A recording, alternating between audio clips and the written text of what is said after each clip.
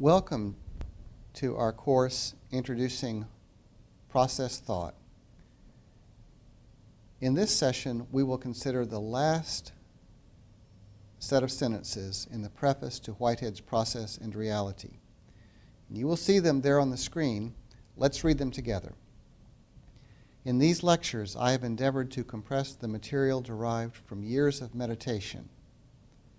In putting out these results, 4 strong impressions dominate my mind. First, that the movement of historical and philosophical criticism of detached questions, which on the whole has dominated the last 2 centuries, has done its work and requires to be supplemented by a more sustained effort of constructive thought. The 2 sentences are important. First, Whitehead tells us that he has, in fact, devoted years of reflection, of meditation, of intuition, of thinking things over consciously and intuitively,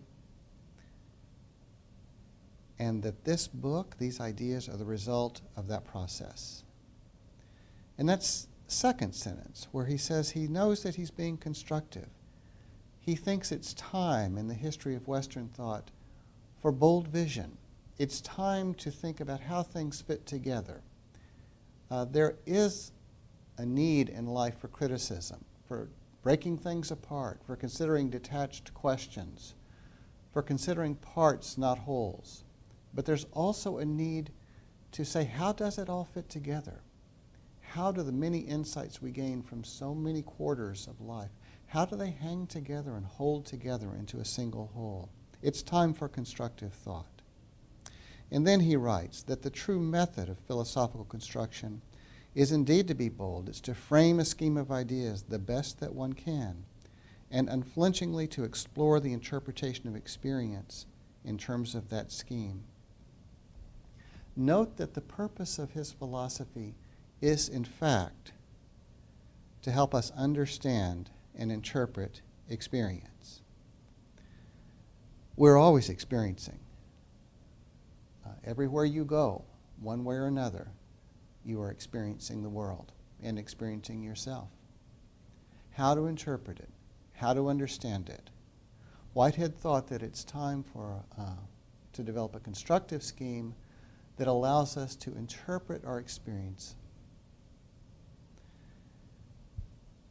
And finally, he thinks that, or not finally, but thirdly, he thinks that every time we think about anything, all constructive thought on the various special topics of scientific interest is dominated by some such scheme, acknowledged or not, that guides the imagination. All people have worldviews, whether they know it or not. Everyone is shaped by some vision of reality, some way of seeing things, some way of listening to things. It's an interpretive scheme.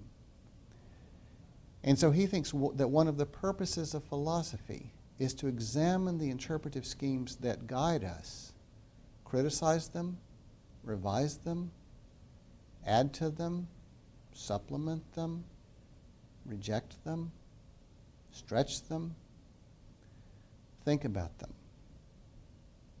And then there is his 4th idea there. It's one of my favorite lines in Whitehead's thought.